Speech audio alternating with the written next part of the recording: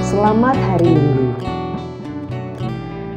Masihkah saudara bertekun dalam doa dan bergumul bersama Allah kala merasa apa yang didoakan tidak ada respon atau tanggapan dari Allah?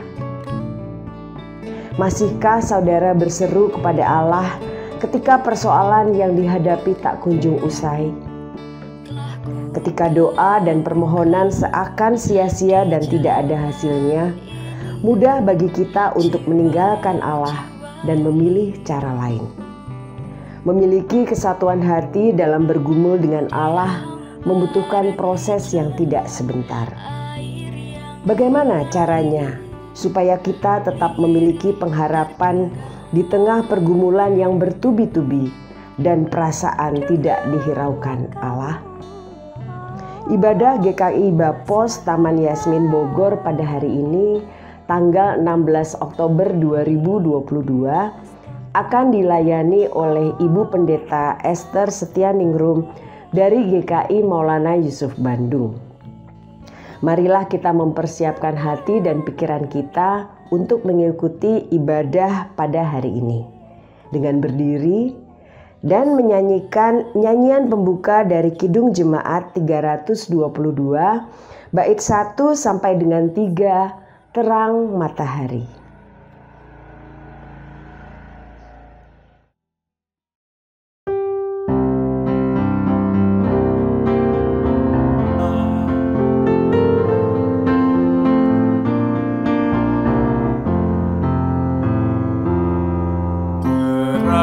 Matahari telah menyinari segala negeri, dan gunung dan padang dan sawah dan ladang senang berseri. Gembira sekali kulihat kembali terang mereka, dan Bapa di sorga yang Bapakku juga hendak ku sembah. Syukur bagi Dia, Gembala setia yang jaga tetap anugerahnya jua hariku semua terang dan gelap.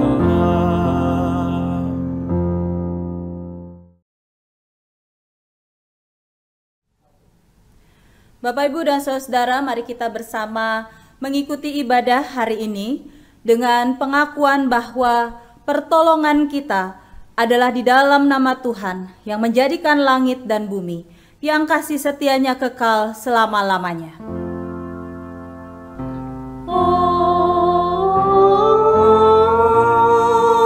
Amin, amin, amin.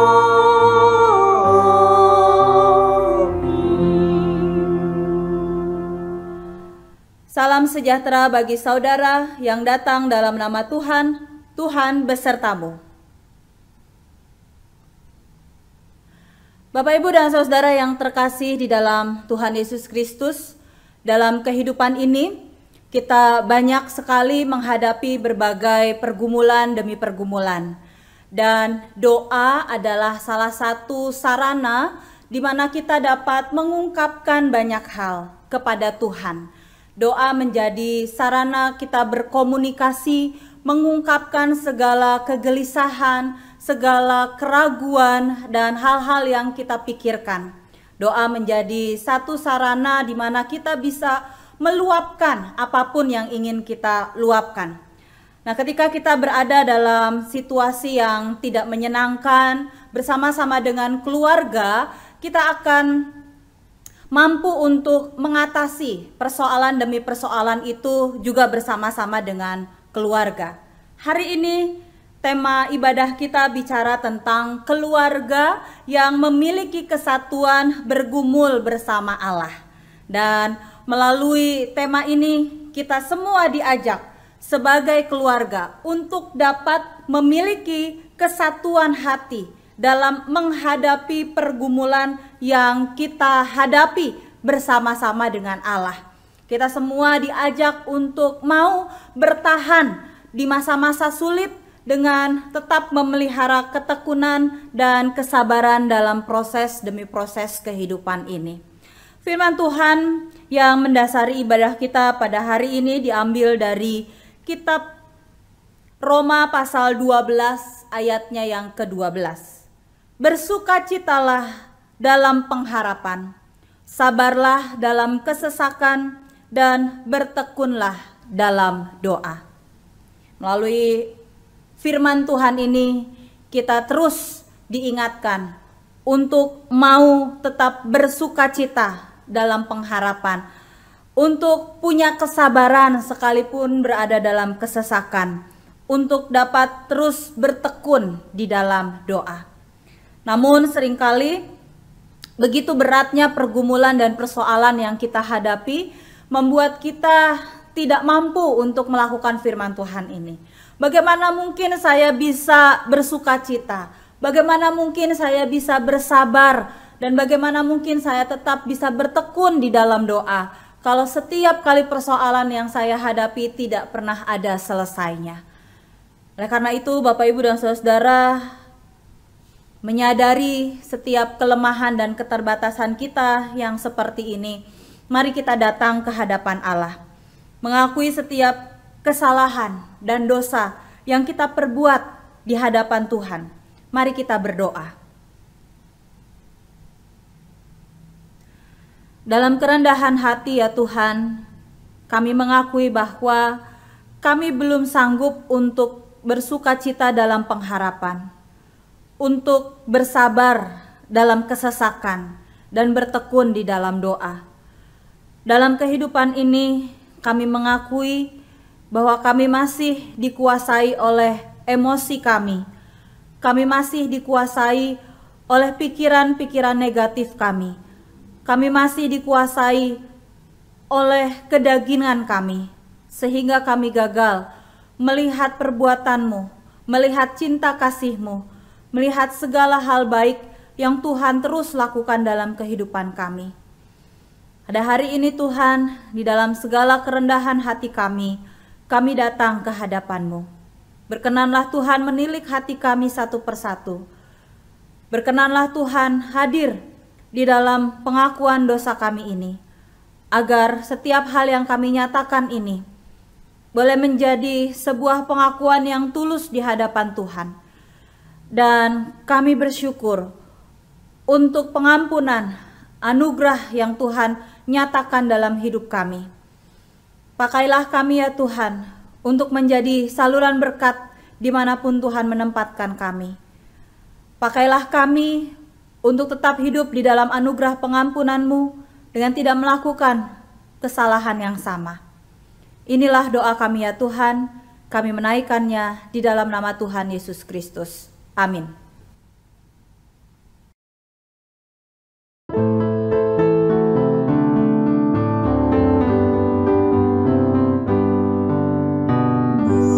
Buatlah hatiku lapang dan bersih untuk menyembah dan memuliakan-Mu. Bukalah ikatan yang membelenggu,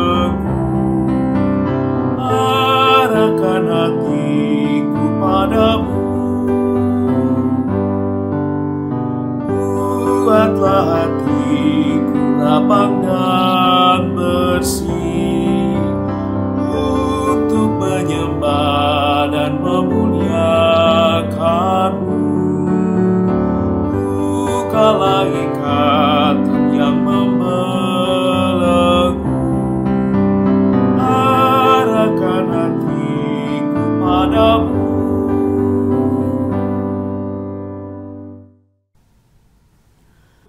Saudara sekalian, sebagai pelayan Yesus Kristus, kami memberitakan bahwa pengampunan dosa telah berlaku dalam nama Bapa, Anak, dan Roh Kudus. Amin. Marilah kita mendengarkan berita anugerah yang diambil dari Kolose 3 ayat 15. Hendaklah damai sejahtera Kristus memerintah dalam hatimu, karena untuk itulah kamu telah dipanggil menjadi satu tubuh dan bersyukurlah. Demikianlah berita anugerah dari Tuhan. Salam damai.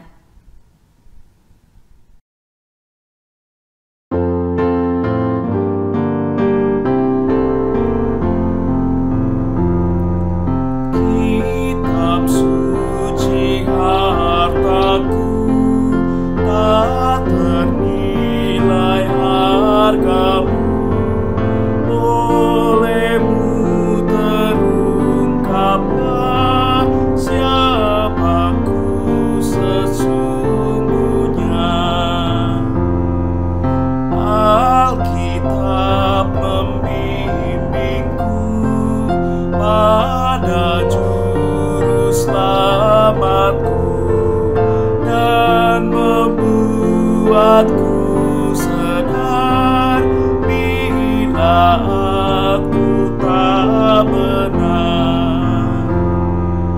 Ku dihibur olehnya bila susah dan lelah, dan diajar beriman, atas maut pun ku menang. Sukacita yang bakal diungkapkan olehnya. Kitab suci hartaku, tak ternilai hargamu.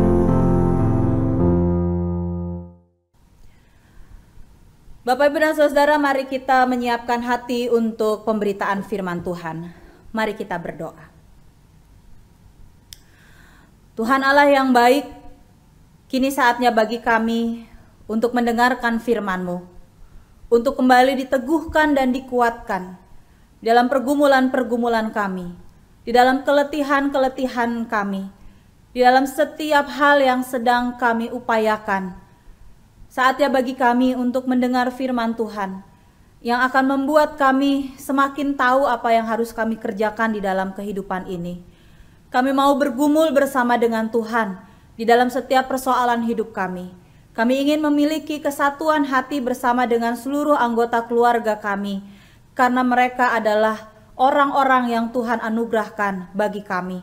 Kami serahkan waktu kami ini Tuhan untuk dengan sungguh-sungguh hanya mendengarkan suara Tuhan saja. Ini doa kami ya Tuhan, di dalam nama Tuhan Yesus Kristus kami berdoa. Amin. Bacaan pertama dari Kejadian pasal 32 ayat 22 sampai 31. Pergumulan Yakub dengan Allah. Pada malam itu Yakub bangun dan ia membawa kedua istrinya, kedua budaknya perempuan, dan ke-11 anaknya, dan menyeberang di tempat penyeberangan sungai Yabok. Sesudah ia menyeberangkan mereka, ia menyeberangkan juga segala miliknya. Lalu tinggallah Yakub seorang diri, dan seorang laki-laki bergulat dengan dia sampai fajar menyingsing. Ketika orang itu melihat bahwa ia tidak dapat mengalahkannya, ia memukul sendi pangkal paha Yakub, sehingga sendi pangkal paha itu terpelecok ketika ia bergulat dengan orang itu. Lalu kata orang itu, "Biarkanlah aku pergi, karena fajar telah menyingsing."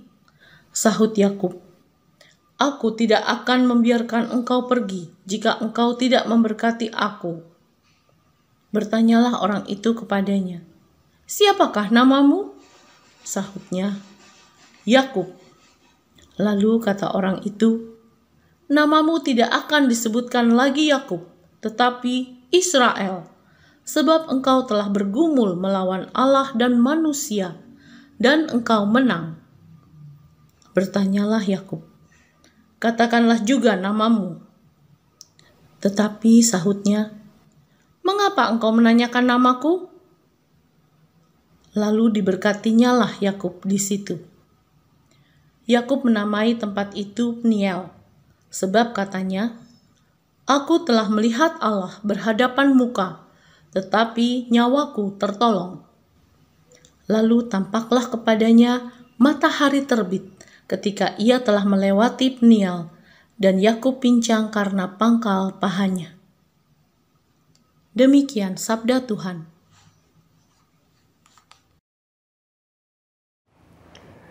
Kita akan menanggapi bacaan yang pertama tadi dengan membaca Mazmur tanggapan dari Mazmur 121, Tuhan Penjaga Israel. Nyanyian ziarah. Aku melayangkan mataku ke gunung-gunung, dari manakah akan datang pertolonganku? Pertolonganku ialah dari Tuhan yang menjadikan langit dan bumi. Ia takkan membiarkan kakimu goyah. Penjagamu tidak akan terlelap. Sesungguhnya tidak terlelap dan tidak tertidur penjaga Israel. Tuhanlah penjagamu, Tuhanlah naunganmu di sebelah tangan kananmu. Matahari tidak menyakiti engkau pada waktu siang, atau bulan pada waktu malam. Tuhan akan menjaga engkau terhadap segala kecelakaan. Ia akan menjaga nyawamu. Tuhan akan menjaga keluar masukmu dari sekarang sampai selama-lamanya. Bacaan kedua, 2 Timotius pasalnya yang ketiga, ayat 14 sampai pasal yang keempat, ayat 5. Tetapi hendaklah engkau tetap berpegang pada kebenaran yang telah engkau terima dan engkau yakini, dengan selalu mengingat orang yang telah mengajarkannya kepadamu. Ingatlah juga bahwa dari kecil engkau sudah mengenal kitab suci yang dapat memberi hikmat kepadamu dan menuntun engkau kepada keselamatan oleh iman kepada Kristus Yesus. Segala tulisan yang diilhamkan Allah memang bermanfaat untuk mengajar, untuk menyatakan kesalahan, untuk memperbaiki kelakuan, dan untuk mendidik orang dalam kebenaran. Dengan demikian, tiap-tiap manusia kepunyaan Allah diperlengkapi untuk setiap perbuatan baik. Di hadapan Allah dan Kristus Yesus yang akan menghakimi orang yang hidup dan yang mati, aku berpesan dengan sungguh-sungguh kepadamu demi pernyataannya dan demi kerajaannya. Beritakanlah firman, siap sedialah, baik atau tidak baik waktunya. Nyatakanlah apa yang salah. Tegurlah dan nasihatilah dengan segala kesabaran dan pengajaran. Karena akan datang waktunya, orang tidak dapat lagi menerima ajaran sehat, tetapi mereka akan mengumpulkan guru-guru menurut kehendaknya untuk memuaskan keinginan telinganya. Mereka akan memalingkan telinganya dari kebenaran dan membukanya bagi dongeng. Tetapi kuasailah dirimu dalam segala hal. Sabarlah menderita. Lakukanlah pekerjaan pemberita Injil dan tunaikanlah tugas pelayananmu. Demikian sabda Tuhan.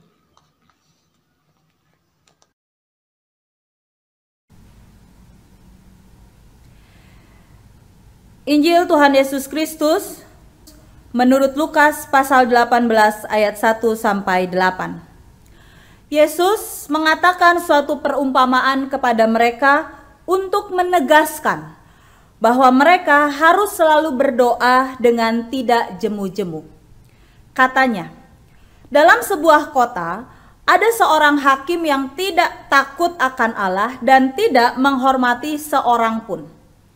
Dan di kota itu ada seorang janda yang selalu datang kepada hakim itu dan berkata, "Belalah aku terhadap lawanku." Beberapa waktu lamanya hakim itu menolak.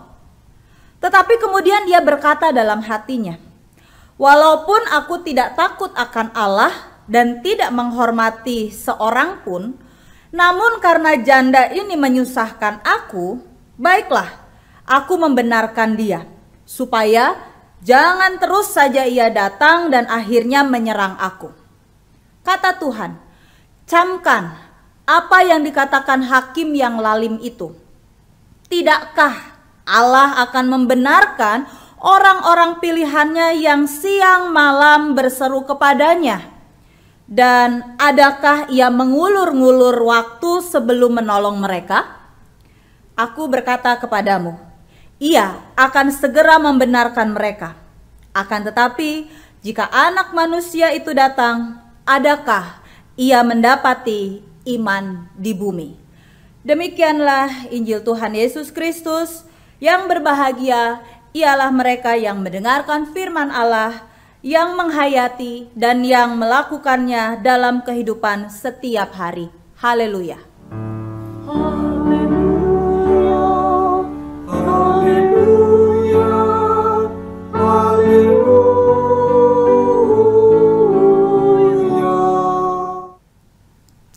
Bapak Ibu dan Saudara, apakah Bapak Ibu pernah merasakan jenuh dan bosan untuk berdoa?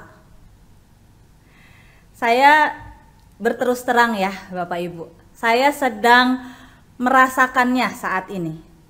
Jadi saat ini saya sedang merasa seolah-olah Allah itu begitu acuh, tidak peduli dengan pergumulan yang sedang saya hadapi. Entah harus bagaimana lagi saya berdoa, sepertinya doa saya itu menguap begitu saja.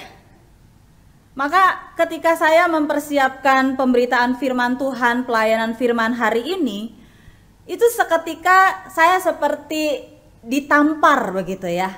Bagaimana mungkin kamu bisa bicara menyampaikan tentang ketekunan dalam berdoa, bergumul bersama Allah, sedangkan kamu sendiri sedang dalam kondisi meragukan Tuhan.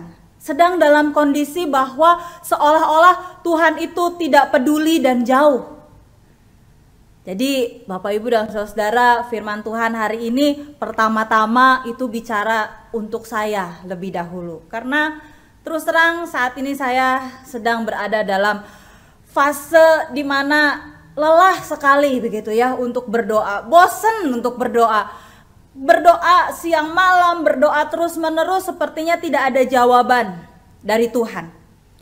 Firman hari ini berbicara nyata kepada saya, dan pada akhirnya saya menemukan bahwa pertama-tama yang harus saya rubah itu adalah mindset saya. Jadi saya tidak mungkin mengubah Allah, tetapi yang harus saya ubah pertama kali adalah mindset saya. Mindset tentang apa? Mindset tentang kesatuan dalam bergumul bersama dengan Allah. Terus menerus berada dalam pergumulan memang tidak menyenangkan ya Bapak Ibu.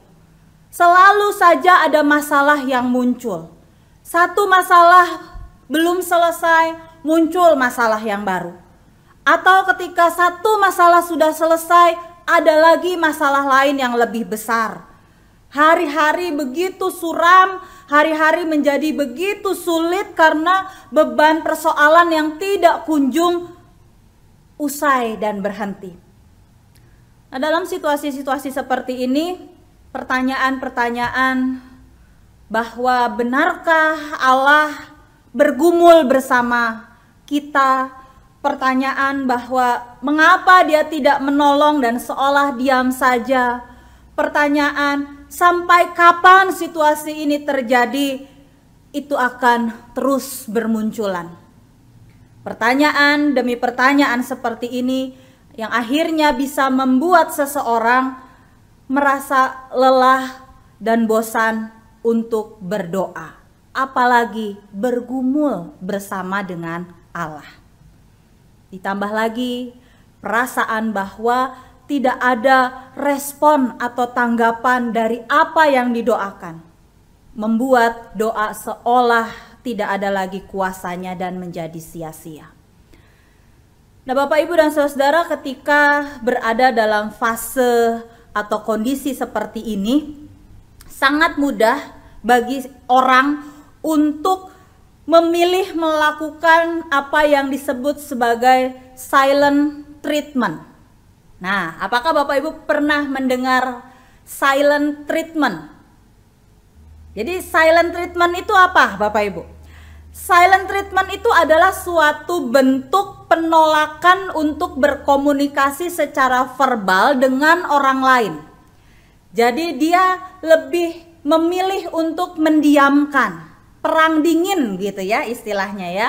Dia nggak mau lagi bicara pada orang lain, dia tidak mau lagi berkomunikasi, dia pokoknya diam 1000 bahasa. Silent treatment. Dan rupanya Bapak Ibu, silent treatment ini itu dikategorikan sebagai salah satu jenis kekerasan emosional. Emotional abuse.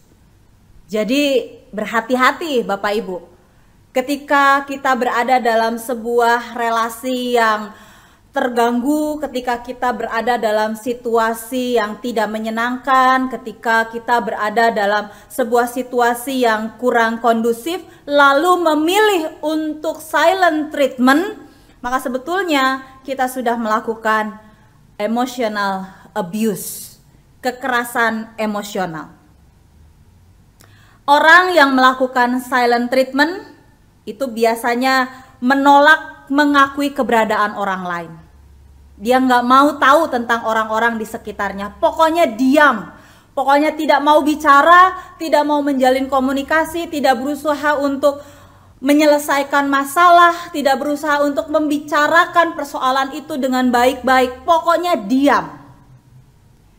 Nah, kalau kita kaitkan dengan apa yang saya ungkapkan di awal tentang doa dan bergumul bersama dengan Allah, Bapak, Ibu, dan Saudara, kita kan bersama tahu ya bahwa doa itu adalah bentuk komunikasi manusia dengan Allah. Ketika komunikasi itu terhambat atau terganggu, maka akan berpengaruh pada relasi yang sedang terbangun. Mungkin Bapak, Ibu, dan Saudara, pada saat ini saya sedang melakukan silent treatment kepada Allah, karena saya udah lelah berdoa, karena saya udah ngerasa bosan, karena saya merasa bahwa apa yang saya doakan tuh sia-sia begitu, karena nggak ada jawaban-jawaban dari Tuhan, nggak ada tanggapan, nggak ada respon. Kemudian merasa buat apa harus berdoa lagi, udah biarin aja. Silent treatment seperti itu Bapak Ibu. Dan kalau saat ini bukan hanya saya saja yang berada dalam situasi seperti ini, maka mari kita belajar dari firman Tuhan hari ini.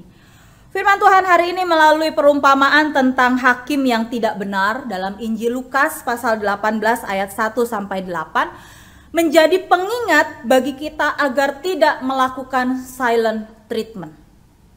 Jangan sampai kita melakukan kekerasan emosional kepada Allah begitu ya.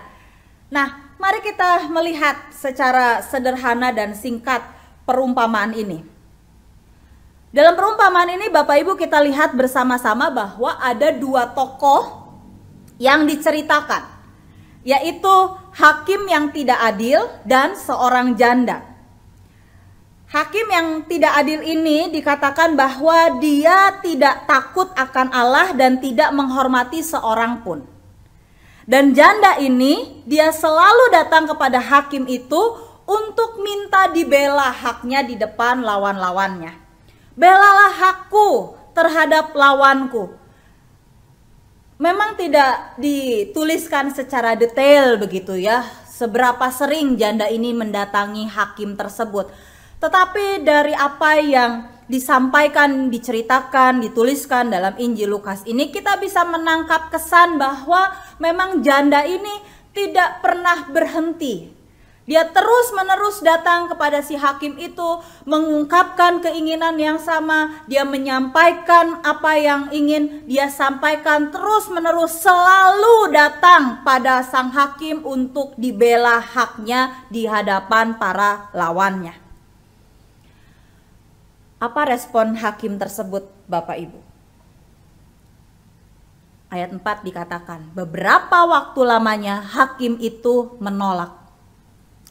Jadi setiap kali janda itu datang, setiap kali janda itu bilang belalah aku terhadap lawanku, hakim itu menolak.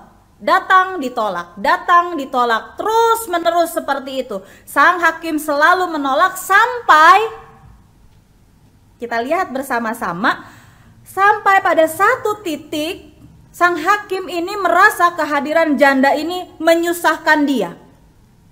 Dan itu membuat dia terganggu. Tetapi kemudian dia berkata dalam hatinya, walaupun aku tidak takut akan Allah dan tidak menghormati seorang pun, namun karena janda ini menyusahkan aku, baiklah aku membenarkan dia supaya jangan terus ia datang dan akhirnya menyerang aku. Akhirnya sang hakim ini membenarkan juga. Akhirnya sang hakim ini mengabulkan apa yang diminta oleh janda tersebut. Nah, Bapak Ibu dan Saudara, kalau kita lihat apa yang dialami oleh janda ini, sebenarnya kan dia punya kesempatan. Dia punya waktu begitu ya. Dia punya kesempatan untuk melakukan silent treatment. Sebenarnya janda ini bisa saja begitu ya, dia menghentikan aksinya karena toh dia tidak akan mendapatkan apapun. Apalagi janda ini tahu bahwa hakim tersebut bukan hakim yang baik. Dia punya kesempatan untuk melakukan silent treatment itu, tetapi janda ini melawan silent treatment itu dengan kegigihan dan ketekunan. Dia datang terus kepada sang hakim dan hasilnya seperti yang kita lihat di dalam Injil Lukas bacaan kita hari ini. Walaupun aku tidak takut akan Allah dan tidak menghormati seorang pun, namun karena janda ini menyusahkan aku, baiklah aku membenarkan dia supaya jangan terus saja ia datang dan akhirnya menyerang aku. Bapak Ibu dan Saudara, dari sini terlihat bahwa fokus perumpamaan yang Yesus sampaikan ini bukan pada karakter dan pertimbangan sang hakim, tetapi pada keputusan sang hakim yang melihat kegigihan dan ketekunan janda tersebut. Memang ya, kalau kita lihat motivasinya si hakim ini ya supaya dia tidak terganggu, supaya dia tidak disusahkan gitu ya di kemudian hari. Tapi itu terjadi karena dia memang adalah hakim yang lalim, hakim yang tidak takut akan Allah, hakim yang tidak menghormati seorang pun. Tetapi tindakan dia untuk kemudian membenarkan si janda itu, inilah yang menjadi fokus perumpamaan yang hendak Yesus sampaikan. Tanggapan Yesus terhadap tindakan hakim ini sangat jelas. Dia bilang, camkanlah apa yang dikatakan hakim yang lalim itu. Jadi Yesus mau bilang bahwa kalau hakim yang tidak takut akan Tuhan, yang tidak menghormati seorang pun, dia melakukan satu tindakan yang pada akhirnya merespon keinginan si janda tersebut, terlebih lagi Allah. Allah bukan seperti hakim yang lalim itu. Allah adalah Bapa yang penuh kasih. Allah adalah Bapa yang penuh dengan perhatian. Allah adalah Bapa yang sangat mencintai umatnya. Nah, kalau si hakim yang lalim ini saja dia tergerak hatinya untuk akhirnya menolong si janda tersebut, apalagi Allah yang Maha Kasih dan Maha Penyayang tersebut. Tidakkah Allah akan membenarkan orang-orang pilihannya yang siang malam berseru kepadanya? Dan adakah ia mengulur-ngulur waktu sebelum menolong mereka? Aku berkata kepadamu, ia akan segera membenarkan mereka. Akan tetapi jika Anak Manusia itu datang, adakah dia mendapati iman di bumi? Bapak, Ibu, dan Saudara, Allah begitu mengasihi orang-orang pilihannya. Apalagi ketika orang-orang tersebut, orang-orang pilihannya ini berseru siang malam, apakah Allah akan membiarkan mereka begitu saja? Tentu saja tidak. Kalau hakim yang tidak benar itu pada akhirnya tergerak memperhatikan kepentingan janda itu, apalagi Allah terhadap orang-orang pilihannya yang selalu berseru siang malam kepadanya.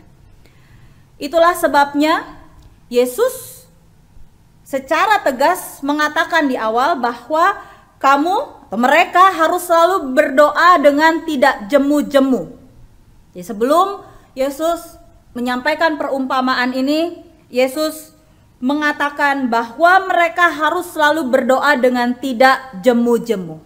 Ia menginginkan para pengikutnya punya relasi dan komunikasi yang terus-menerus dengan Sang Bapa. Kenapa? Karena relasi yang dekat, komunikasi yang akrab akan membuat manusia dan Allah saling mengerti satu dengan yang lain. Bayangkan ya Bapak Ibu, kalau kita tidak punya relasi atau komunikasi yang baik, misalnya dengan pasangan, dengan orang tua, dengan anak-anak, saudara bersaudara, dan orang-orang yang ada di sekitar kita, bagaimana kita bisa memahami dan mengerti mereka? Kalau kita tidak punya relasi dan komunikasi yang dekat dan akrab, bagaimana kita bisa paham apa yang mereka sedang alami dan rasakan? Allah menginginkan kita untuk punya relasi yang dekat, komunikasi yang akrab, supaya kita tahu, oh maunya Tuhan itu seperti ini, oh kehendak Allah itu seperti ini, oh Tuhan itu sedang melakukan hal ini buat kehidupan saya, dan seterusnya. Perumpamaan yang Yesus sampaikan menegaskan betapa pentingnya sikap tak jemu-jemu menjalin relasi dan komunikasi dengan Sang Bapa melalui doa. Ketekunan dan kegigihan membangun relasi dan komunikasi ini akan mempererat dan menguatkan kepercayaan satu dengan yang lain. Yang namanya relasi, yang namanya komunikasi itu tidak bisa terbangun hanya dalam sekejap saja, Bapak Ibu. Itu butuh waktu, itu butuh upaya, itu butuh yang namanya kesediaan saling terbuka dan percaya satu dengan yang lain. Maka kalau bilang kita harus punya relasi yang kuat, relasi yang dekat, komunikasi yang akrab dengan Allah, itu enggak terjadi begitu saja dan cepat. Itu harus terus-menerus dibangun. Itu harus terus-menerus diupayakan, dijalin satu dengan yang lain. Dengan kedekatan dan relasi seperti ini, para pengikut Yesus akan dimampukan untuk menghadapi pergumulan dan persoalan apapun. Pada akhirnya Bapak Ibu dan Saudara, saya jadi mengerti begitu ya, bahwa kenapa saya merasa seolah-olah doa-doa saya itu tidak direspon oleh Tuhan.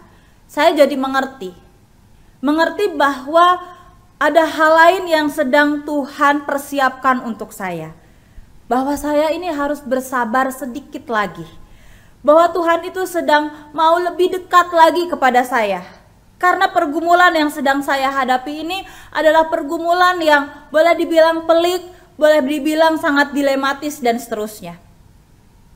Allah sedang menunggu saya untuk terus mau datang kepadanya, bicara lagi, ungkapkan lagi, sampaikan terus apa yang menjadi pergumulan dan persoalan yang ada dalam hatimu. Pada akhirnya saya tahu bahwa saat ini saya sedang diajak Tuhan untuk terus semakin dekat, semakin akrab dengannya. Sehingga ketika suatu saat nanti saya harus memutuskan sebuah keputusan yang besar berkaitan dengan pergumulan yang sedang saya hadapi ini, saya tahu harus memutuskan seperti apa. Kasih Allah melahirkan kepedulian dalam mendengar dan menjawab doa umatnya. Orang-orang pilihannya dibenarkan dan tidak akan dibiarkan berlama-lama berada dalam persoalan yang berat. Aku berkata kepadamu, Dia akan segera membenarkan mereka. Akan tetapi jika Anak Manusia itu datang, adakah Dia mendapati iman di bumi? Dengan keyakinan seperti ini, Bapak, Ibu, dan Saudara, dengan realita yang sedang kita hadapi, masihkah kita mau melakukan silent treatment hanya karena merasa apa yang didoakan, disuarakan, dan disampaikan belum dijawab oleh Allah Bapa? Doa bukanlah alat untuk memaksa Allah agar Dia melakukan apa yang kita inginkan. Doa merupakan suatu proses untuk menyadari kuasa dan rencananya atas hidup kita. Melalui doa, kita menyerahkan hidup, keberadaan kita kepada Tuhan. Dan yang paling utama, mempercayai Dia untuk bertindak menurut waktu dan cara Dia. Pada saat kita mengandalkan anugerah Allah, tidak hanya untuk jawaban dari permohonan kita, tetapi juga untuk prosesnya. Kita dapat selalu datang kepada Tuhan lewat doa, dengan mempercayai hikmat dan kepeduliannya bagi kita. Bapak, Ibu, dan Saudara, di dalam bulan keluarga pada saat ini, keluarga yang memiliki kesatuan dalam bergumul bersama dengan Allah, persoalan keluarga apapun yang sedang Bapak Ibu hadapi saat ini, biarlah itu menjadi satu cara bagaimana Tuhan sedang berbicara pada keluarga Bapak Ibu. Bersatu hatilah, miliki kesatuan hati untuk bukan saja bergumul bersama dengan anggota keluarga ketika akan menyelesaikan masalah, tapi yang terutama, bergumullah bersama dengan Allah. Karena bergumul bersama dengan Allah membuat kita punya relasi, punya komunikasi yang dekat, akrab dengan Dia. Dan dengan demikian kita saling mengerti. Dengan demikian kita saling paham dan tahu, oh, Tuhan sedang membentuk saya menjadi pribadi yang demikian sesuai dengan kehendak dan maksudnya. Kita berdoa. Seringkali Tuhan kami merasa lelah, kami merasa bosan ketika doa-doa kami tidak kunjung dijawab, ketika permohonan-permohonan kami tidak terwujud, ketika setiap jerih lelah kami tidak menghasilkan apa-apa dan sia-sia. Tapi Tuhan mengingatkan kami bahwa Engkau adalah Allah yang begitu baik, yang tidak akan pernah berbuat jahat, berbuat buruk kepada orang-orang pilihannya. Tuhan tetap mengarahkan hati dan pikiran kepada orang-orang yang dikasihinya, yang bahkan berseru kepadanya siang dan malam melalui doa. Maka Tuhan, kami mau menjalin relasi yang dekat, komunikasi yang akrab bersama dengan Engkau, supaya kami mampu bergumul bersama dengan Engkau dan sanggup mengatasi, menghadapi, menyelesaikan persoalan-persoalan hidup di hadapan kami. Bersama dengan Engkau, bersama dengan anggota keluarga kami akan mampu untuk terus berjalan di dalam terang, kasih, dan pimpinanmu. Terima kasih Tuhan. Amin.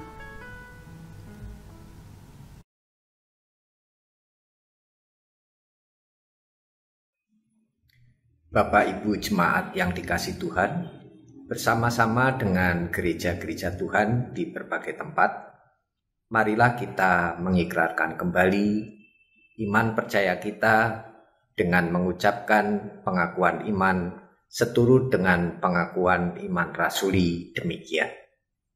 Aku percaya kepada Allah, Bapa yang Maha Kuasa, Khalik langit dan bumi, dan kepada Yesus Kristus, anaknya yang tunggal Tuhan kita, yang dikandung daripada Roh Kudus, lahir dari anak darah Maria, yang menderita sengsara di bawah pemerintahan Pontius Pilatus, disalibkan, mati dan dikuburkan, turun ke dalam kerajaan maut. Pada hari yang ketiga, bangkit pula dari antara orang mati, naik ke surga, duduk di sebelah kanan Allah, Bapa yang Maha Kuasa. Dan dari sana ia akan datang untuk menghakimi orang yang hidup dan yang mati. Aku percaya kepada Roh Kudus, gereja yang kudus dan am, persekutuan orang kudus, pengampunan dosa, kebangkitan orang mati, dan hidup yang kekal. Amin. Jemaat terkasih, mari kita bersama-sama menaikkan doa syafaat. Bersama kami datang ke hadapan-Mu ya Tuhan di dalam doa syafaat ini. Menaikkan pokok-pokok doa yang terus-menerus kami doakan, yang tidak jemu-jemunya kami naikkan. Kami berdoa bagi kesatuan hati, persekutuan kecil ini ya Tuhan. Kami percaya bahwa Tuhan hadir di tengah-tengah persekutuan ini. Bahwa Tuhan ada di tengah-tengah hati orang-orang yang terus mau mencintai sesama, mencintai Tuhan melalui ibadah yang dilaksanakan. Kami mau berdoa ya Tuhan, biarlah setiap orang yang mengikuti ibadah ini boleh terberkati karena cinta Tuhan hadir di dalamnya. Tuhan yang tahu setiap pergumulan demi pergumulan anak-anak-Mu di dalam persekutuan ini, Tuhan yang mengerti setiap seruan doa-doa mereka. Kami mau berdoa bagi pekerjaan, bagi kehidupan keluarga, bagi kesehatan, bagi impian-impian, bagi setiap usaha-usaha yang sedang diupayakan untuk bisa terwujud. Kami percaya bahwa apapun yang sedang anak-anak-Mu ini kerjakan, jika itu sesuai dengan rencana dan kehendak Tuhan, pada saatnya nanti akan terwujud sesuai dengan kehendak-Mu. Berikanlah kepada kami kesabaran, berikanlah kami keteguhan hati, supaya kami dapat menjalani hari-hari ke depan dengan pengharapan yang teguh di dalam Engkau. Kami yakin dan percaya Tuhan tidak pernah meninggalkan kami. Dan kami percaya juga bahwa di dalam setiap pergumulan-pergumulan kami boleh semakin dewasa di dalam Engkau. Melalui pergumulan-pergumulan tersebut, Tuhan sedang membentuk kami menjadi pribadi yang lebih baik dari hari ke hari. Dan kami bersyukur untuk itu semua. Kami juga berdoa bagi bangsa dan negara kami Tuhan. Di tengah begitu banyak hal yang sedang diupayakan oleh pemerintah, mampukan kami sebagai warga negara melakukan bagian kami. Mampukan kami sebagai warga negara memberikan apa yang bisa kami berikan bagi bangsa ini. Mendukung setiap keputusan, mendukung setiap hal yang diupayakan oleh pemerintah kami.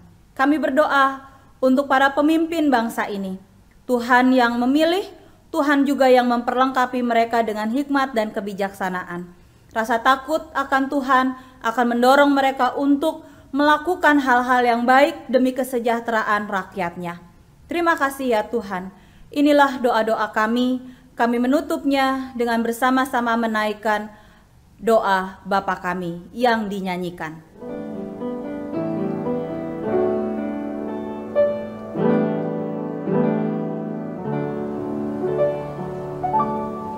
Bapa kami yang ada di surga, dikuduskanlah nama-Mu, datanglah kerajaan-Mu, jadilah kehendak-Mu di bumi seperti di surga.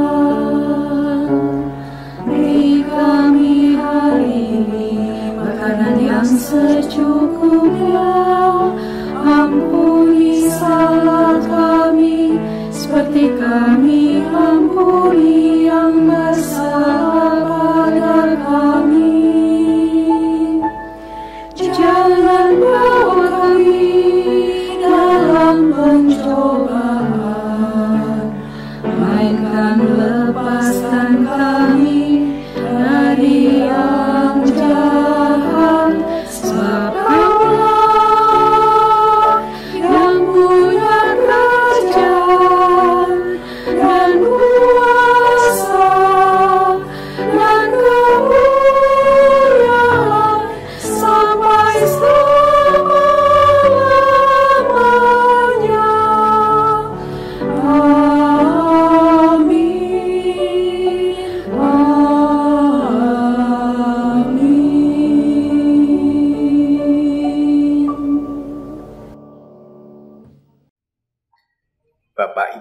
jemaat yang dikasih Tuhan, di ibadah Minggu pagi hari ini, marilah kita mengucap syukur kepada Tuhan dengan memberikan persembahan yang sudah kita siapkan masing-masing. Persembahan dapat kita berikan melalui transfer ke Bank BNI dengan nomor rekening seperti yang tertera pada layar, atau dengan cara mengumpulkan masing-masing di rumah dan akan kita berikan ketika kita bisa beribadah secara normal kembali. Firman Tuhan yang mendasari persembahan kita hari ini yaitu dari Mazmur 52 ayat 11 yang tertulis demikian. Aku hendak bersyukur kepadamu selama-lamanya, sebab Engkaulah yang bertindak.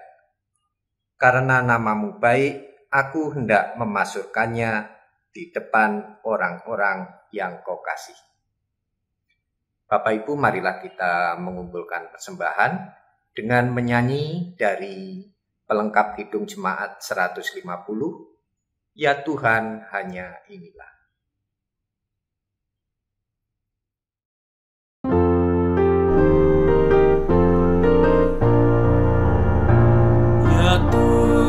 Hanya inilah yang dapat ku beri padamu, ungkapan syukur apalah dibanding berkat karunia-Mu.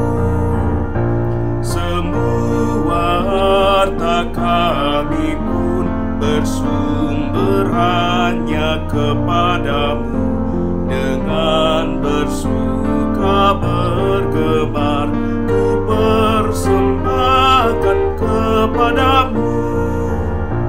Kasih-Mu nyata selamanya sepanjang hidup di dunia, dikala suka dan senang hanyalah Engkau jaminannya.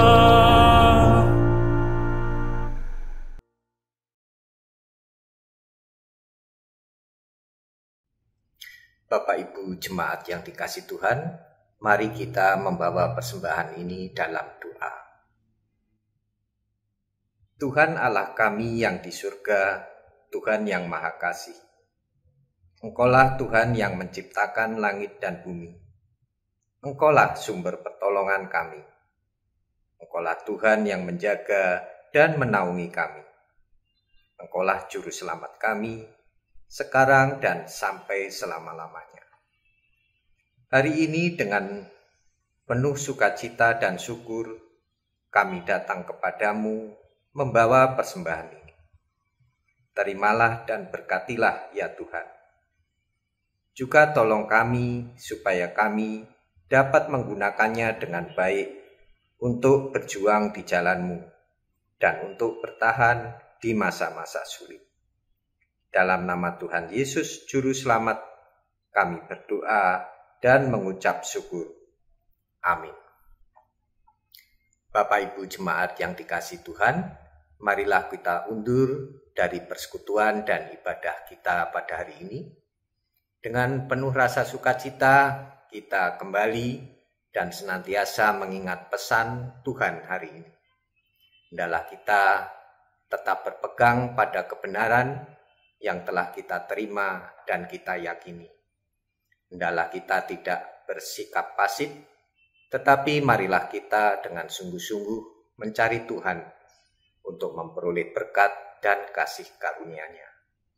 Hendaklah kita tetap terus melakukan pemberitaan Injil dan terus menunaikan tugas pelayanan kita. Bersama-sama kita akan menyanyikan Kidung Pengutusan dan Berkat dari Kidung Jemaat 325.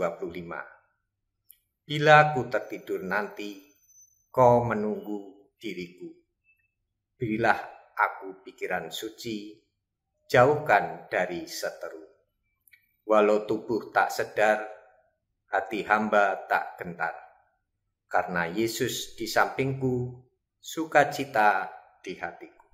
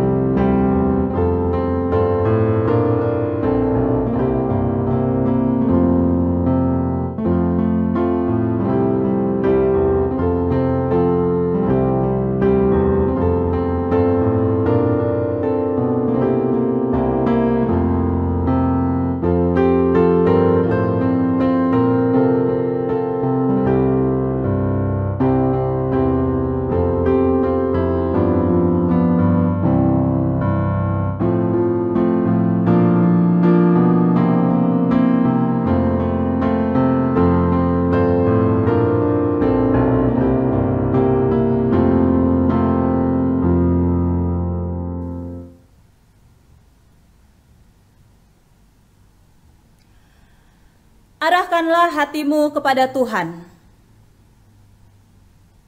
Jadilah saksi Kristus. Terpujilah Tuhan. Mari bersama menerima berkat Tuhan.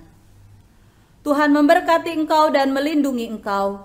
Tuhan menyinari engkau dengan wajah-Nya dan memberi engkau kasih karunia. Tuhan menghadapkan wajah-Nya kepadamu dan memberi engkau damai sejahtera. Amin. Haleluya, haleluya, haleluya, haleluya, haleluya, amin, amin, amin.